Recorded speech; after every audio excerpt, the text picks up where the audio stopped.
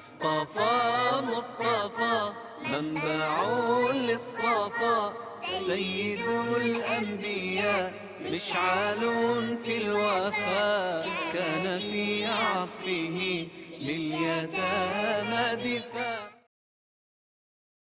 السلام علیکم ورحمۃ اللہ وبرکاتہ.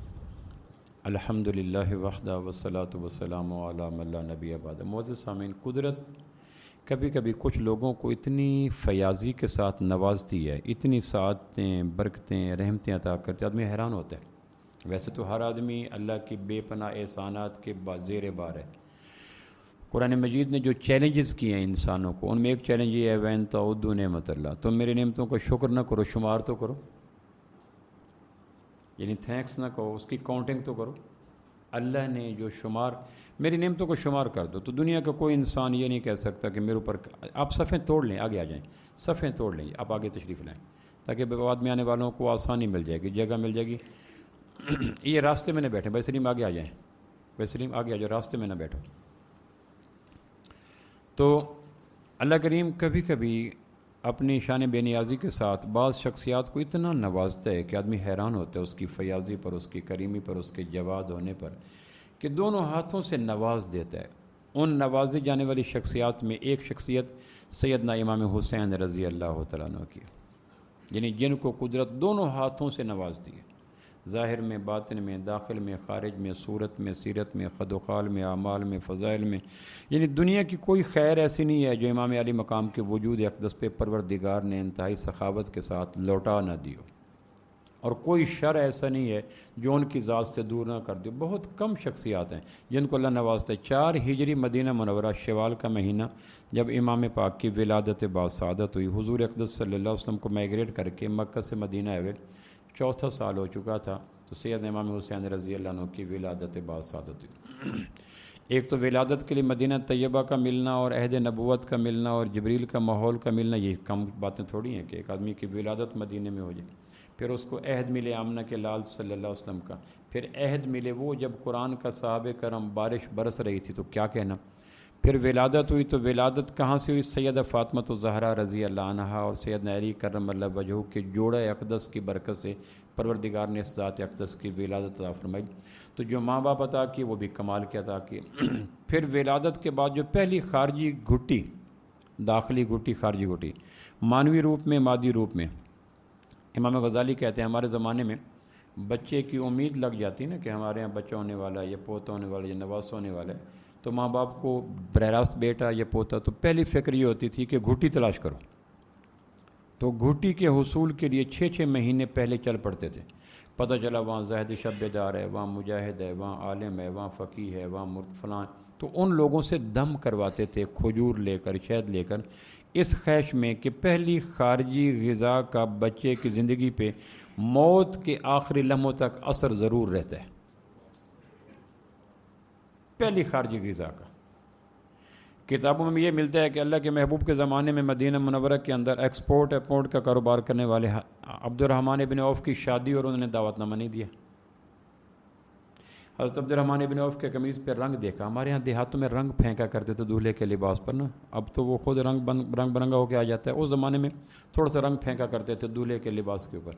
اس سے پہچان ہو جاتی تھی کہ یہ رنگ برنگا نئی مخلوق دولہا مظلوم جا رہا ہے. تو عبد الرحمن بن عوف کے لباس پہ رنگ دیکھ کر ہم فرمایا تھا عبد الرحمن شادی تو نہیں کر لی.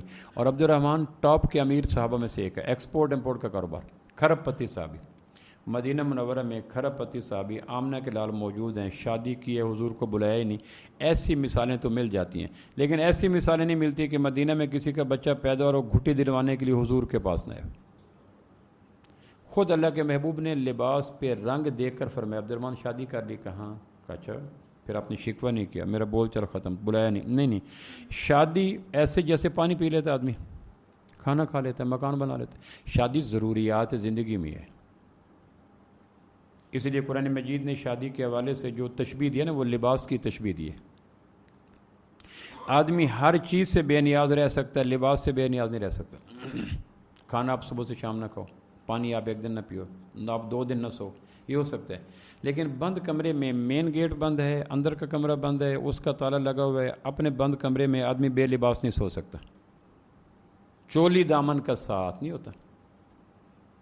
یعنی شادی کی اہمیت کے لیے پروردگار نے سورہ بقرہ میں جو تشبیہ دی، ہن لباس لکم وانتم لباس لہم، تم لباس ہو. تو کسی آدمی کے پاگل ہونے کے لیے اتنا کافی ہے کہ بے لباس پھر رہو.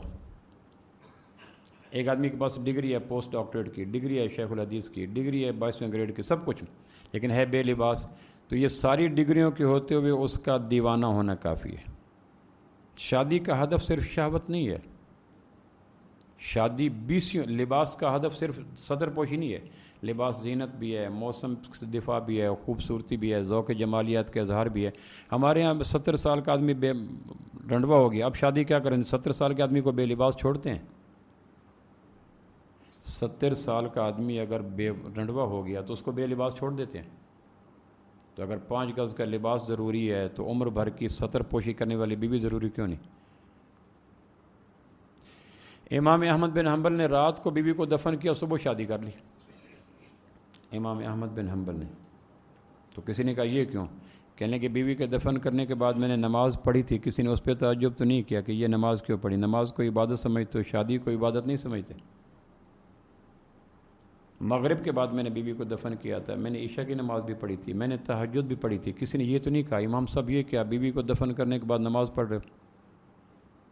تو نماز پہ تو تعجب کوئی نہیں، چونکہ عبادت ہے. شادی کو شہوت کا ذریعہ سمجھا جاتا ہے. شادی حالانکہ عین عبادت ہے، عین عبادت ہے. لباس لکم.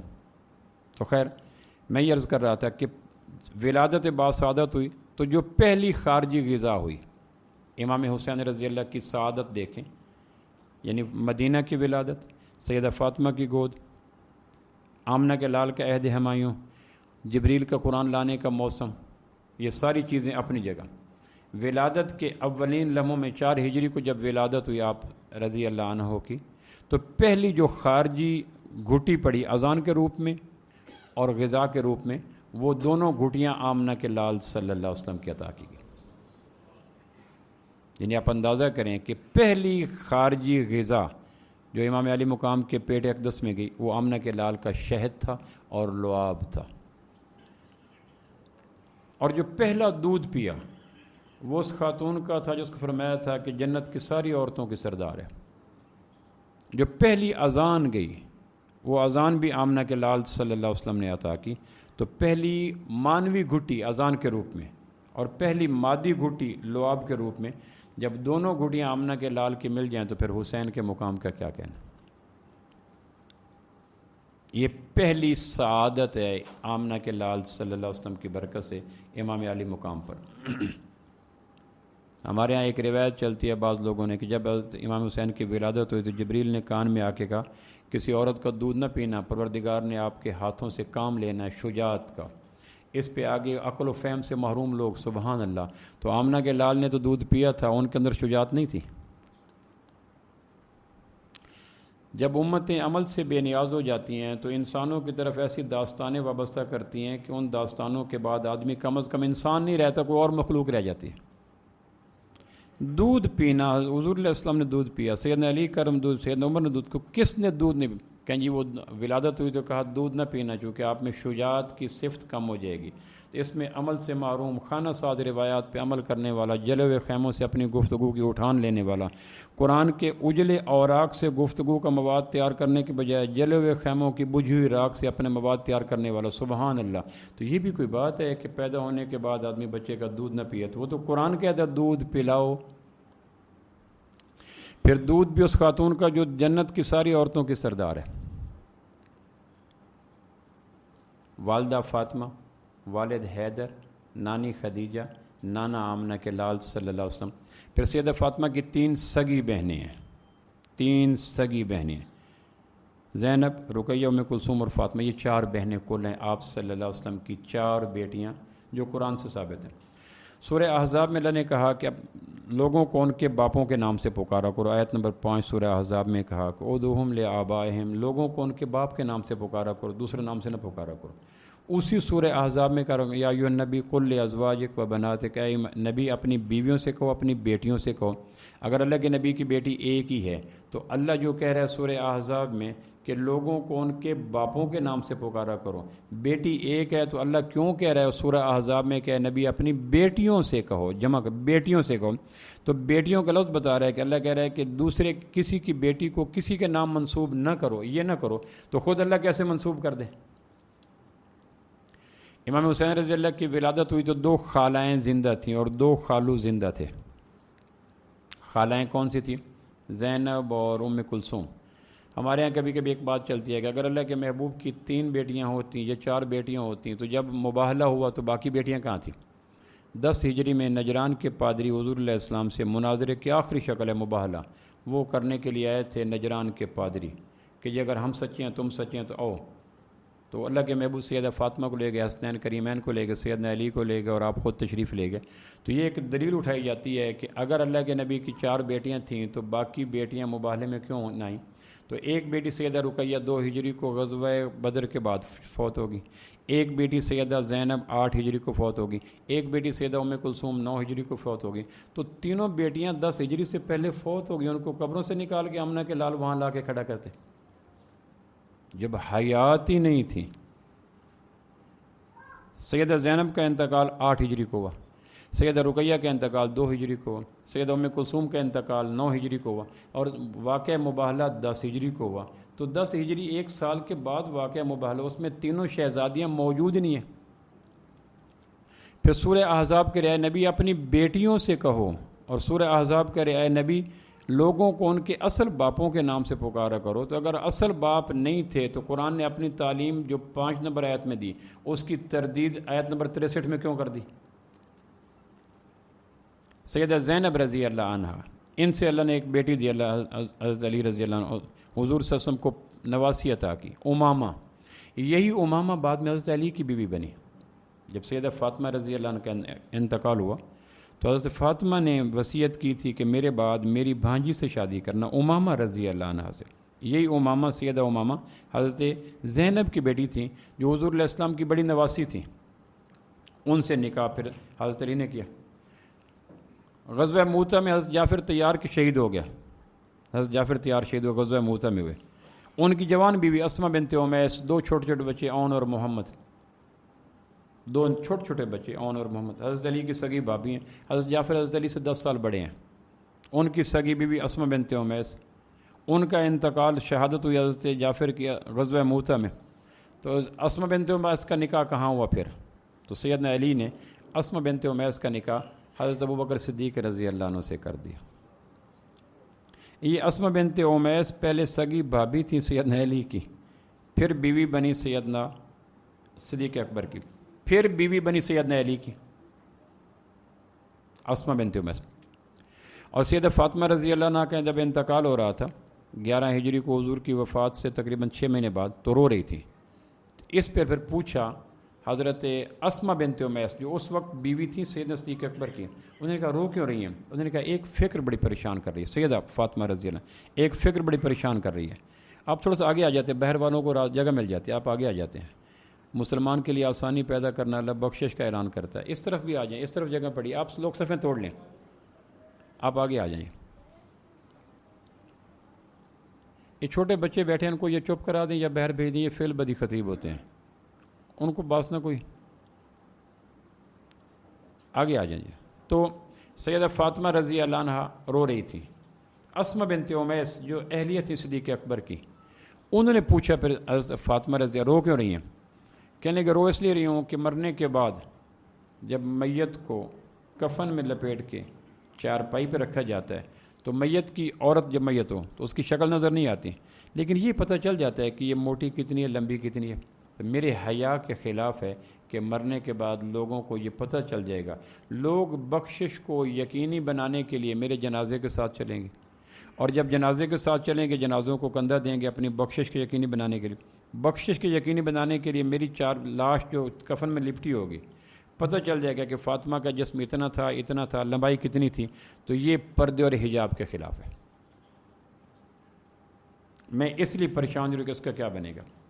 تو اسمہ بنت امیس رضی اللہ جب حضرت جعفر طیار ہجرت کر کے حبشہ گئے تھے, ان دنوں اسمہ بنت امیس نے وہاں ایک منظر دیکھا تھا. انہوں نے کہا ایک منظر میں نے دیکھا تھا حبشہ کے دنوں میں. کیا دیکھا تھا؟ وہاں جب عورت کی لاش لے کے چارپائی پہ لے کے جاتے تھے تو چارپائی کے کناروں پہ 2 کھجور کی شاخیں کھڑی کرتے تھے، 4، 2 پاؤں کی طرف 2 پاؤں سر کی طرف، اس کے اوپر موٹا کپڑا ڈالتے تھے اور اس میں چھپا کے لاش لے کے جاتے تھے تاکہ پتہ نہ چلے لاش کے ساتھ جانے والوں کو کہ اس مرحومہ کے جسم کی چوڑائی لمبائی کتنی ہے۔ تو سیدہ فاطمہ خوش ہو گئیں اور کہنے کہ اللہ تمہیں جزا دے، تو نے میرے بہت بڑے مسئلے کو حل کر دیا۔ تو حضرت فاطمہ رضی اللہ عنہ کی سگی بہنیں 3 ہیں۔ سب سے بڑی بہن زینب ہے، ان کا نکاح حضرت خدیجہ نے اپنی زندگی میں اپنے بھانجے حالہ کے بیٹے ابو العاص سے کیا تھا۔ ان سے پھر ایک بیٹا پیدا ہوا علی، ایک بیٹی پیدا ہوئی امامہ۔ حضرت علی کو پھر مرغ نے چونچ ماری، آنکھ میں بلیڈنگ ہوئی اور وہ حضور کے آتے آتے حضور کے ہاتھوں میں دم توڑ گیا، یعنی حضور علیہ السلام نے پکڑا ہوا تھا اور آنکھ ایک بند ہو گئی ایک کھلی تھی، اس میں بلیڈنگ ہوتی رہی اور حضور کے ہاتھوں پہ حضرت علی نے دم توڑ دیا۔ یہ علی بن ابو العاص تھے۔ اور دوسری بیٹی جو حضرت زینب سے پیدا ہوئی امامہ تھی رضی اللہ عنہ۔ انہی امامہ کے متعلق سیدہ فاطمہ رضی اللہ عنہ نے وصیت کی سیدنا علی کو کہ جب میں فوت ہو جاؤں تو تم نے شادی کرنی ہے حضرت امامہ سے۔ یہ سگی خالہ تھی حضرت حسین رضی اللہ عنہ کو، اور سیدنا حسین کا بچپن سیدہ فاطمہ سے خالی ہوتا، سیدہ زینب کی گود میں جا کے بیٹھ جاتے۔ خالہ ایسی پاکیزہ ملی۔ دوسری خالہ سیدہ حضرت حسین کی حضرت رقیہ تھیں، لیکن وہ ان کی شادی سے پہلے ان کا انتقال ہو چکا، یعنی حضرت فاطمہ اور حضرت علی کے کپل بننے سے پہلے 2 ہجری کے آخر پر غزوہ بدر کے اختتام پر سیدہ رقیہ کا انتقال ہو گیا، اس لیے امام حسین نے اپنی دوسری خالہ کو نہیں دیکھا۔ تیسری خالہ ام کلثوم تھی، ان سے نہ بیٹا ہوا نہ بیٹی ہوئی، اس لیے حضرت حسین سے جب ماں سے کوئی اونچ نیچ ہوتی تو چپکے سے سیدہ ام کلثوم کے ہاں چلی جایا کرتی۔ تو 2 خالاؤں کی گود میں پلے، ادھر اپنی سگی ماں سیدہ فاطمہ، ادھر خالہ زینب، ادھر خالہ ام کلثوم، پھر خالو سیدنا عثمان رضی اللہ عنہ تھے۔ آپ فرمایا تھا جنت میں عثمان جیسے لوگ زیادہ جائیں گے جو بھولے بھالے ہوتے ہیں۔ دنیا میں بھولے بھالے لوگوں کو ہم کرٹیسائز کرتے ہیں نا، بھولے بھالے لوگوں کا حساب کم ہوگا، تیز ترار جن کا IQ لیول زیادہ تیز ہو اور جن کو بات کی کھال اتارنی آتی ہو اور بات کرنی آتی ہو۔ اللہ کہ ذہین تھا، فتین تھا، دانا تھا، تمہیں نئے بیں کا پتہ تھا، تو حساب ذرا تھا۔ بھولے بھالے لوگ تو آپ فرمایا کرتے تھے کہ عثمان سے اللہ کے فرشتے بھی حیا کرتے۔ اور جب حضرت رقیہ کا انتقال ہوا 2 ہجری کو تو حضرت عثمان اداس ہو گئے، کیونکہ حضرت عثمان شوہر تھے سید رقیہ کے۔ تو جبریل ہے کہ یا رسول اللہ، اللہ فرماتے ہیں عثمان کی اداسی دیکھی نہیں جاتی، تیسری بیٹی ام کلثوم کا نکاح اللہ آسمان سے طے کرتا ہے، عثمان کے ساتھ کر دو۔ تو سیدنا عثمان رضی اللہ خالو تھے سیدنا امام حسین رضی اللہ عنہ کے۔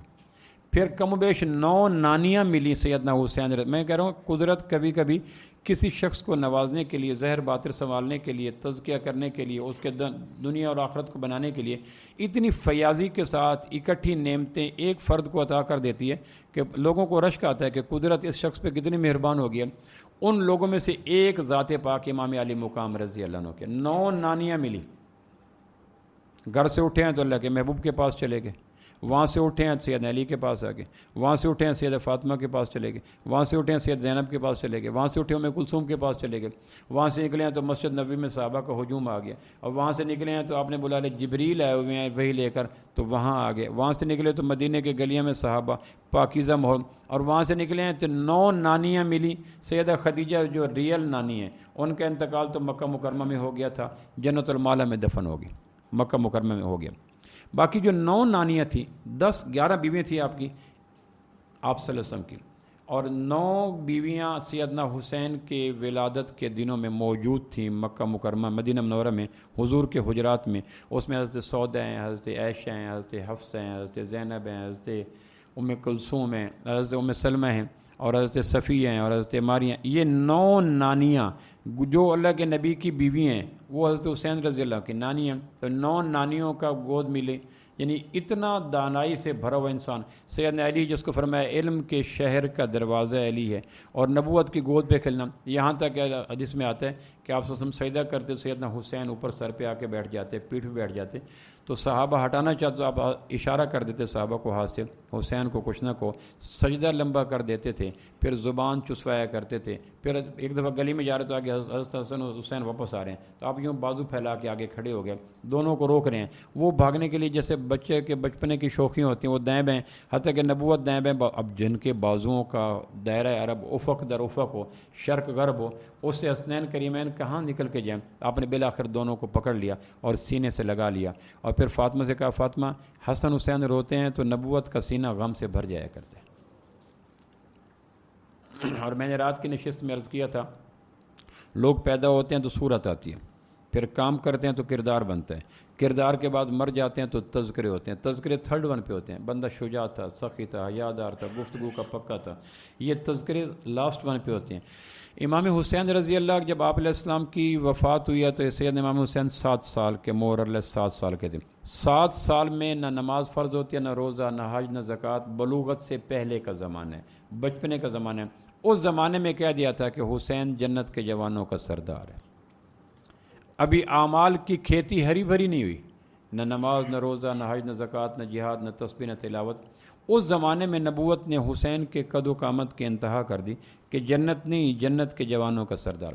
تو جس کو گھٹی نبوت نے دی ہو، سینہ فاطمہ کا ملا ہو، گپ شپ حسین علی سے رہی ہو، 9 نانیوں کی صحبت ملی، اس کی گفتگو میں کتنی حکمت، دانائی، وزڈم ہوگی۔ میں صرف ایک بات کرنا چاہتا ہوں، سیرت امام حسین رضی اللہ عنہ کے حوالے صرف ایک بات عرض کرنا چاہتا ہوں، پھر ہم اپنی گفتگو کا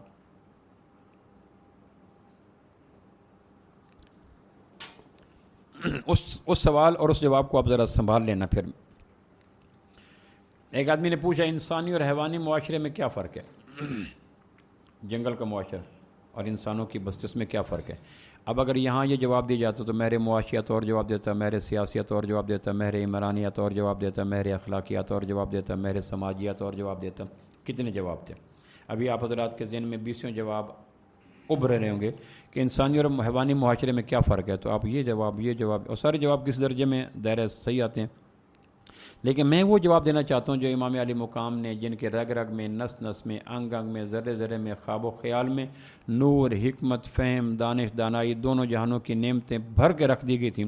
ان کے جواب میں کتنی دور اندیشی ہوگی، کتنی پاکیزگی ہوگی، کتنا ادلا پن ہوگا، کتنی جامعیت ہوگی، کتنی ہماگیریت ہوگی، کتنا اپلیکیبل اور اپروچیبل جواب ہوگا، اس پہ ذرا غور کریں۔ پوچھا گیا انسانی معاشرے اور حیوانی معاشرے میں کیا فرق ہے، تو ایک لفظ بتایا۔ اب ایک لفظ پہ غور کرنا، پھر اس کا مزہ۔ میں کبھی سوچتا ہوں یہ بات کوئی اور کرتا اور لطف میں لیتا تو کتنا خوشی کی بات ہوتی ہے، لیکن بات کرنے والا بات کرنے کا لطف نہیں لے سکتا کیونکہ اس میں خود پرستی آ جاتی۔ لیکن آپ اس بات پہ غور کیجئے گا، امام علی مقام کا جواب سنیں۔ سیرت کا ایک پہلو دے رہا ہوں کہ پوچھا انسانی معاشرے اور حیوانی معاشرے میں کیا فرق ہے، فرمایا رشتوں کا۔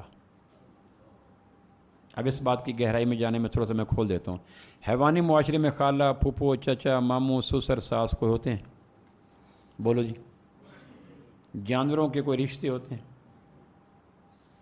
میں ایک ڈاکومنٹری دیکھ رہا تھا، ایک آدمی نے 200 مگرمچھ پالے ہوئے تھے، اس نے کہا سب سے مگرمچھ زیادہ خوفناک کب ہوتا ہے، کیونکہ جب اس کے انڈے سے بچے نکلتے ہیں، فیمیل اس کو سینچتی ہے، فیمیل انڈے دیتی ہے، انڈے بچے نکلتے ہیں، تو کہنے لگے وہ مرحلہ اس کے لیے خوفناک کیوں ہوتا ہے کہ مگرمچھ بڑے شوق سے اپنے بچوں کو کھا جاتا ہے۔ یہ کیوں کھاتا ہے کہ رشتوں کا حسین جال اور رشتوں کے پاکیزہ جذبات اور رشتوں کے لطیف احساسات، ان سے مزین صرف انسانی معاشرہ ہوتا ہے، جنگل کے معاشرے میں رشتوں کے سائبان نہیں ہوتا۔ اب آپ ذرا اس بات پہ کریں کہ جواب میں کتنی گہرائی ہے، گہرائی ہے، کتنی حکمت ہے، دانش ہے کہ انسانی اور حیوانی معاشرے میں کیا فرق ہے کہ رشتوں کا۔ فرمانے لگے بہترین آدمی کون ہے، اسی نے سوال کیا، فرمانے لگے جو رشتوں کو سنبھال کے رکھے۔ اب بولو، اس آئینے میں میں اور آپ اپنا قد دیکھ سکتے ہیں، ہم بہترین ہے میری برادری یہ، ہم بہترین ہے میرا لباس یہ، ہم بہترین ہے میرا گھر یہ، ہم بہترین ہے میری کار یہ، ہم بہترین ہے میرا عہدہ یہ، ہم بہترین ہے میرا سٹیٹس یہ کوئی بہترین نہیں۔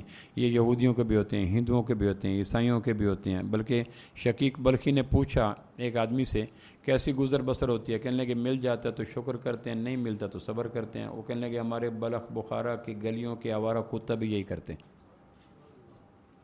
بات سمجھے؟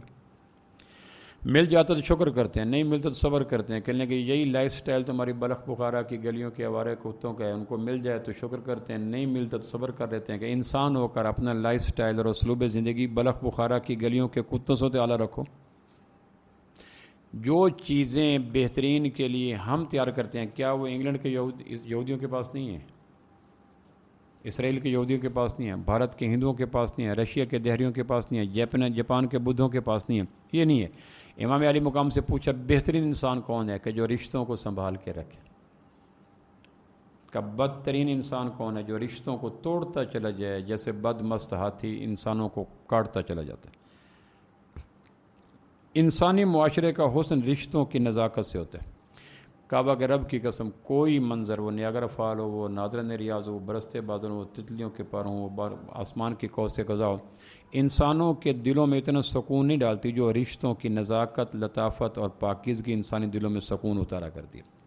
خالہ کو دے کر، پھپھو کو دے کر، ماموں کو دے، اور پھر قدرت نے جس طرح پھلوں کے اندر فرق رکھا ہے نا، آم کتنے قسم کے ہیں، ہر آم کا ذائقہ، ہر سارے آم ایک ہوتے ہیں، لیکن اگر آپ چونسا لیں، اگر آپ لنگڑا لیں، اگر آپ انور اٹور پئیں، تو ان میں ہر ایک میں تھوڑا فرق ہوتا ہے۔ رشتے سارے ہوتے ہیں۔ پھپھو کو دیکھ کے جو خوشی ہوتی ہے وہ خالہ کو دیکھ کے نہیں ہوتی، بیٹی کو دیکھ کے جو پاکیزگی آتی ہے وہ بیوی کو دیکھ کے نہیں آتی، ماں کو دیکھ کے جو دل کی دنیا میں ایک نیاگرا فال رقص کرتی ہے وہ بہن کو تو یہ جو ہر رشتے کے ساتھ ایک لطیف پاکیزہ جذبات کا ایک احساس لگا ہوا ہے، جو آدمی کم نصیب ان سے محروم ہو جاتا ہے، دنیا کی کوئی چیز رشتوں کی لطافت کی کمپنسیشن نہیں کر سکتی۔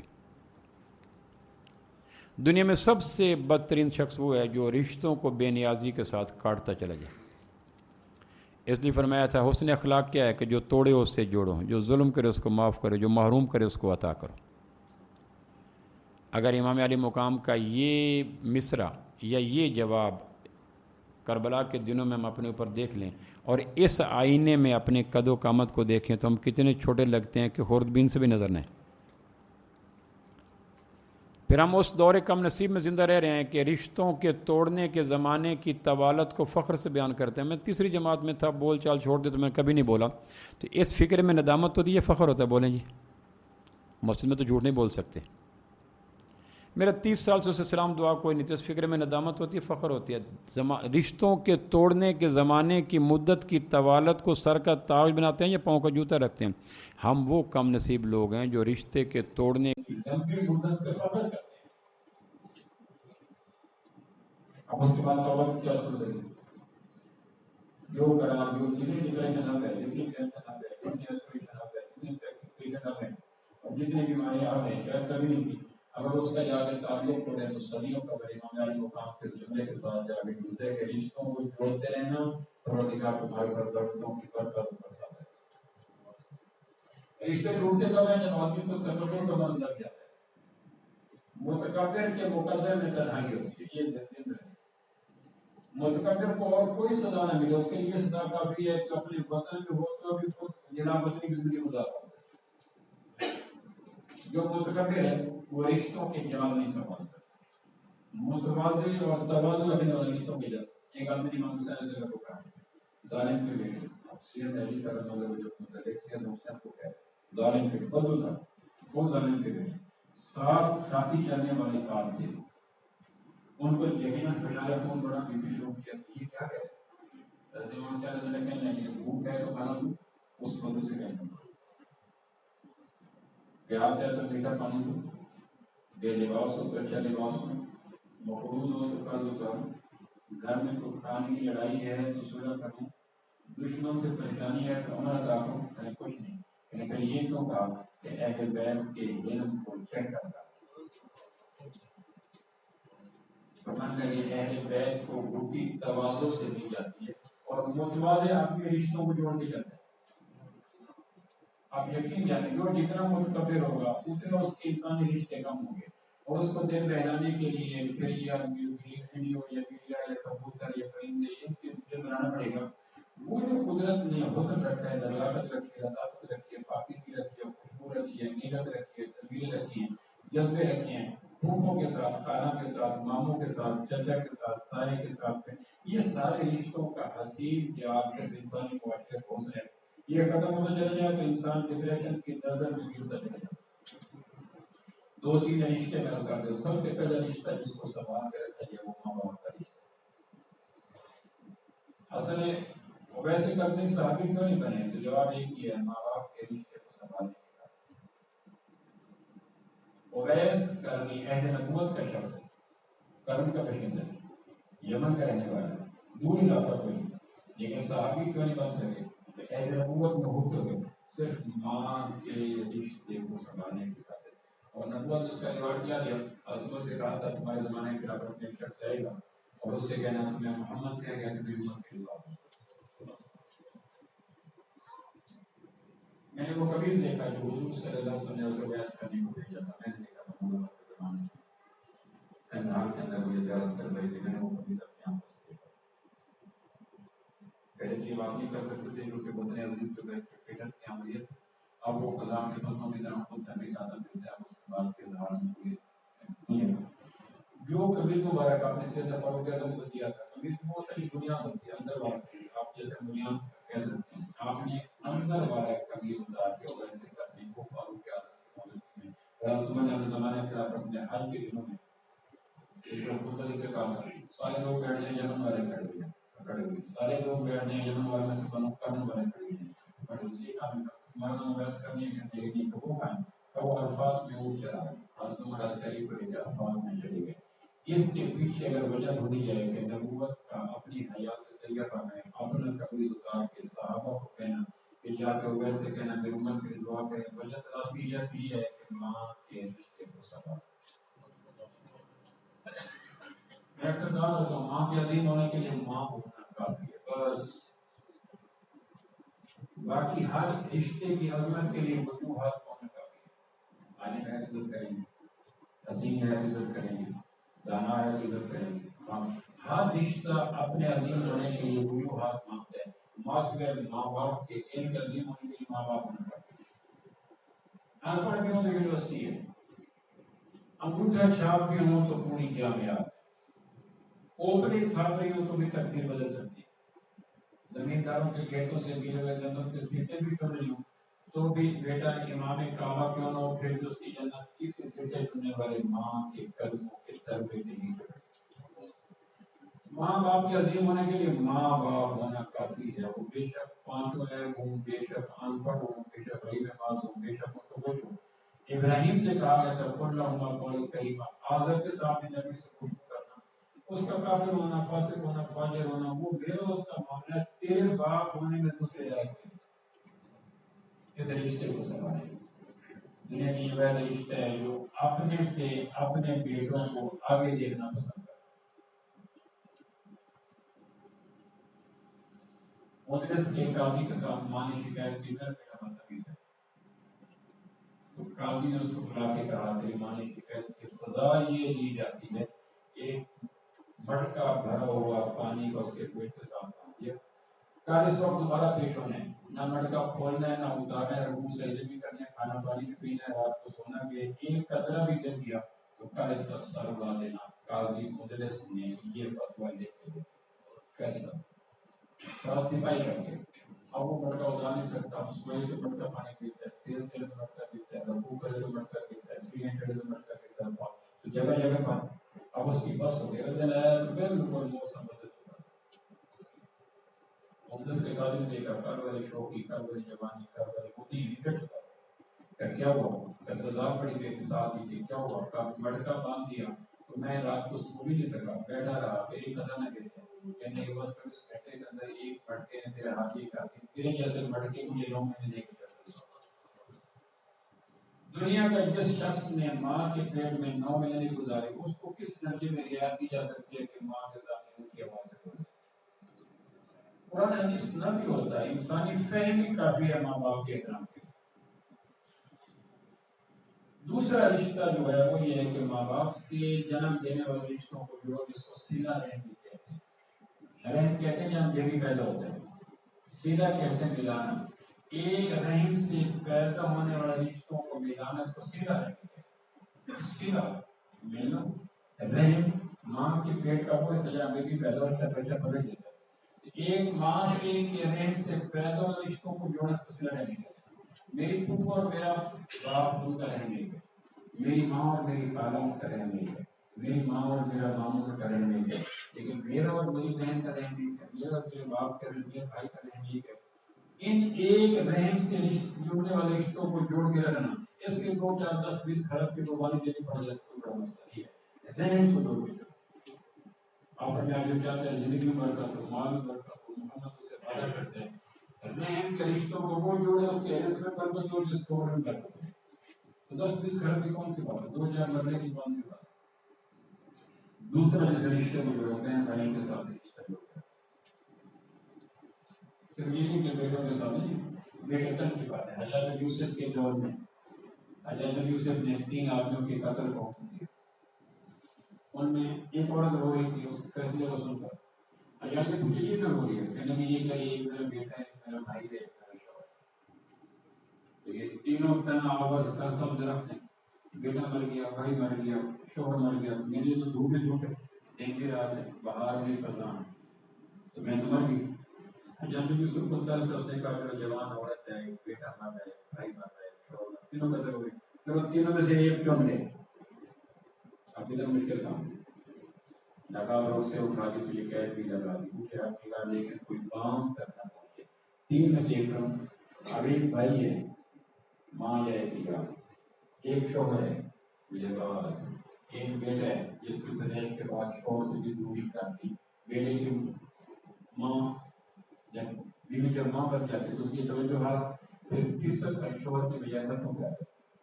اب تینوں کھڑے تھے سامنے. حجاجی کا جلدی کرو، تینوں میں سے ایک کا انتخاب کرو. اب وہ محنت کریں کہ تینوں دے دو، کہنے کہ نہ ایک، کہ 2 دے دو، کہنا ایک. اب اس کے لیے اس کا جلدی کرو، اگر یہ دیر کر دیں تو جناب کو کہا تینوں کے ساتھ کاٹ دیں. اور یہ اتنا مشکل فیصلہ تھا. بھائی نے، شوہر نے، بیٹا نے وہ چپ کے آگے بڑھے سے جا کے بھائی کا ہاتھ پکڑا. حجاج نے کہا یہ کیوں؟ کہ اس نے کہا جس فیکٹری سے یہ گرا ڈرا تھا وہ فیکٹری بڑھ کے کر ملا مجھے بھائی دے. اللہ نے کہا تو شوہر ہے مل جائے گی، اللہ نے کہا تو اولاد نہیں مل جائے گی. لیکن یہ بھائی جس ماں باپ کی اولاد ہے وہ بھائی ملے گا نہیں. دوسرا رشتہ یہ ہے کہ بھائی اور بہنوں سے تعلق جو اونٹنی جو دیتے 10-20 کروڑ کی کون سی بات ہے. میری کے پتوں سے غسل کیوں دی جاتا ہے کہ آدمی کے مسام میں میل بھی صاف ہے. کفن انسٹیچبل کیوں ہوتا ہے تاکہ کسی کو یہ خوف نہ ہو کہ کفن میں پاکٹ لگے. زمین کا سب سے بے وقت کی طرح قبرستان کا ہے اور بے قیمت کپڑا کفن کا ہے. ان کو چھوڑنا مان جائے کہ آپ کی خاطر یہ سو جوڑ کے رکھیں. اور تیسرا رشتہ جس کو جوڑو وہ بیوی ہے. بیوی ہے کرنے کے نام پہ کسی کی بیٹی کو بیوی بنا دے. اس سے بڑی گارنٹی کوئی نہیں. کرنے کے نام پہ رہنا. اگر بیچ میں کلمہ دین نکل جائے تو کون اپنی بیٹی کی سے جوائے گا؟ تو کون بکر امام کے راضی کی لے گئے وہاں لے کے آئے. اور 5 جذبوں کو سکون کے سمندروں کو پور کر کے ماں باپ کو چھوڑنا آسان ہوتا ہے، بہن بھائی کو چھوڑنا آسان ہوتا ہے، گھر کی چاہنے والے کو چھوڑنا آسان ہوتا ہے، بدن کی پکڑنے کو چھوڑنا آسان ہوتا ہے، اور جنم جنم کی ہمراہ سہیلیوں کو چھوڑنا آسان ہوتا ہے. یہ خون کے سمندر ہیں جو تمہاری خاطر وہ چھوڑ کے گئے. لیکن کون سی بیوی ہے جو ان خون کے سمندر سے گزر گئی؟ آپ میں تم میں سے بہترین کون ہے؟ آپ نے کہا میں تم میں سے بہترین کون ہے جو بیوی کے ساتھ ہے؟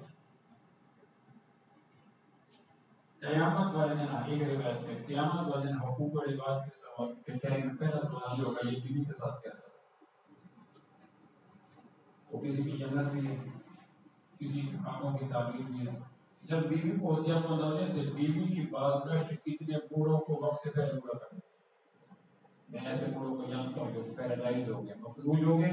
جب ان کو پتہ چلا کہ مسلسل میرے دھران داماد سے میری بیٹی جب بھی آئی روتی ہے، وہ یہ مفلوج ہو گئے، جن کی آنکھیں نیاگرا فال بن گئی، جن کی آنکھیں مسلسل پریشر کوکر بن گئی. آنکھیں اگر اس آسمان پہ جائیں گے تو کوئی چیز استعمال کے پاس بھی آئے گا. ان رشتوں کو ہوا.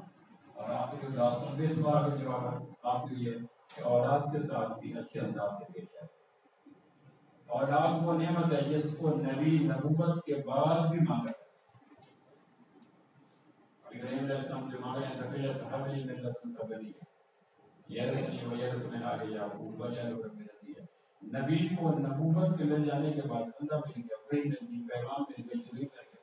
لیکن اتنی نعمتوں کے بعد نبی اولاد کی نعمت کے لیے اللہ سے مانگتا ہے. تو جس نعمت کو نبی نبوت کے بعد بھی مانگتا ہے، قدرت نے اگر وہ کسی نعمت کے بغیر آسانی کے ساتھ گھر میں دے دیا حضور نے یہ نہیں فرمایا کہ اولاد سے محبت کرو، تو فرمایا اولاد کی عزت کیا کرو، اکرم اولاد. میں گاڑی چلا رہا تھا، میرے ساتھ ایک فرنٹ سیٹ پہ دوست بیٹھا تھا، اچانک اس کا فون ہے تو اس کا یہ پڑا تو ترش نہ تراشی تھا پھر ہم ذائقوں سے خالی تھا ایسا ٹھیک ہے. میں نے کہا بیٹے کا فون ہے، میں نے یہاں پہ کہا آپ کو کیسے پتا چلا؟ میں نے کہا تیری گفتگو کے انداز سے. ہمارے یہاں پھیکا بے ذائقہ بے لطف ترک سے بھرا ہوا، ڈانٹ سے بھرا ہوا، تان سے بھرا ہوا، تاخیر سے بھرا ہوا لہجہ اس بچوں کے نام ہوتا ہے جس کو اللہ نے کہا کہ نبی بھی اسے مدد کرتے ہیں. اولاد کی عزت کیا، اولاد کو محبت کیا کرے، اولاد سے پیار کیا کرے. یہ رشتے ہیں جس کو فرمایا تھا کہ بدترین شخص کون ہے کہ جو وہ رشتوں کو توڑنے میں سخی مزاج. اور آپ میرے سے غلط ہوئی، میں نے کہا تھا کہ جب سارے بات میں جانیے گا آپ واقع آ گئے، میرا گمان نہیں تھا، مجھے پتا تھا کہ جنم کے پاؤں یہ سب ہیں. لیکن اللہ کا شکر ہے آپ کو واقع دے دیا. میں جہاں آیا تو جانے سے پہلے لوگ آئے تھے. اگر میں طرح میرا اور بڑا اہم عنوان ہوگا. میں نے رات بھی گزارش کی تھی کہ سنن نسائی، سنن ترمذی، سنن ابن ماجہ، سنن ابی داؤد، 4 کتابیں سنن کی ہیں تو سنن اربعہ ہیں. ان چاروں میں ایک حدیث ہے ابن کثیر نے تفسیر ابن کثیر میں سورہ جمعہ کے اندر لکھی ہے کہ جو آدمی جمعہ کے دن خطیب سے پہلے آ جائے، دھیان سے بات سنتے ہیں، واپس چلے جاتے ہیں، کعبہ کے رب کی قسم ایک قدم پر 1 سال کے مقبول روزوں کا ثواب. کعبہ کے رب کی قسم ایک قدم پر 1 سال کے مقبول روزوں کا ثواب، اور اس ایک قدم پر 1 سال کی پوری رات کے نفلوں کا ثواب. تو 1.5 گھنٹہ لگتا ہے. قدرت نبوت کی قیمتی کرنسی لوٹانے کے لیے کتنی فیاضی کے ساتھ تیار ہے. دنیا میں سب سے قیمتی مضبوط کرنسی کون سی ہے؟ جو آمنا کے نام میں آتا ہے اس کو نیکی کہتے ہیں. ڈالر نہیں، یورو نہیں، پاؤنڈ نہیں. سب سے قیمتی کرنسی وہ ہے جس کو نیکی کہتے ہیں. نیکی کی کرنسی غریب بھی لے سکتا ہے. کتنا آسان ہے کہ 1 گھنٹہ ایک ہفتے میں 168 گھنٹے ہوتے ہیں، اس میں 1.5 گھنٹہ لگتا ہے. اب میرے 40 منٹ کا لیکچر کو 40 منٹ پوری ہو گئی، 40 منٹ یہ سنیں، 5 منٹ پہلے آ گئی، 10 منٹ میں جماعت لے گئی، لے دے کے 1 گھنٹہ ہے.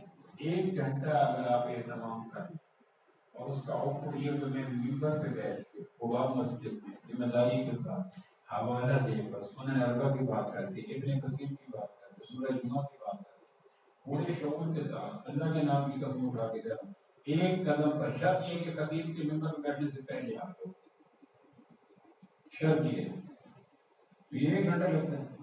1 گھنٹہ بھی اگر وہ آدمی یہ بھی 1 گھنٹے میں نہیں ڈال کے بابلی دودھ نہیں دیتے ہیں، وہ باٹی کر دیتی ہے، آدھا گلاس دیتے اس میں بھی 9 نہیں. ہفتے بعد 168 گھنٹے میں دینا 1 گھنٹہ، وہ بھی دوسرے اذان کے وقت فوجوں کی فوجیں داخل ہوئی. آسمان کے فرشتے بھی کہتے ہوں گے تمہاری کم نصیبی میں بھی بات اور تمہاری خوش نصیبی میں بھی سلام. قدرت نے تمہیں نوازنے کے لیے نبوت کی قیمتی کرنسی کتنی نعمت سے باقی سخاوت ہے. جمعے کے دن خطیب کے ممبر پہ بیٹھنے سے پہلے آنا 1 سال کے روزے 1 قدم پر اور 1 سال کی راتوں کا ثواب اسی 1 قدم پر. اب آپ کو گزارش آخر جولائی کی ہے کہ اگلا جمعہ ہمارا 40 بجے شروع ہوگا، 40 پہ بیٹھا ہو جائے گا. سوچ میں بتائیے گا یہ دہلی میں کون ہے جو 1:15 بجے تک آ جائے گا؟ ہاں پورے کچھ ہی وجہ 1:15 بجے تک آ جائے گی. اچھا ایک اور گزارش، یہ ایسے لمحے تھے جو تقدیر میں کم آتے ہیں، اور ساتھی کی وضاحت تو بڑی مشکل ہے.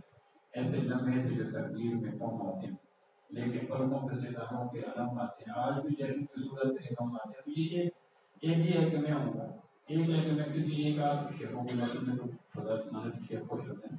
ایک یہ ہے کہ میں بھی آؤں گا، ایک آدھ آدمی کو اور بھی لے کے آؤں گا. وہ کون ہے؟ اللہ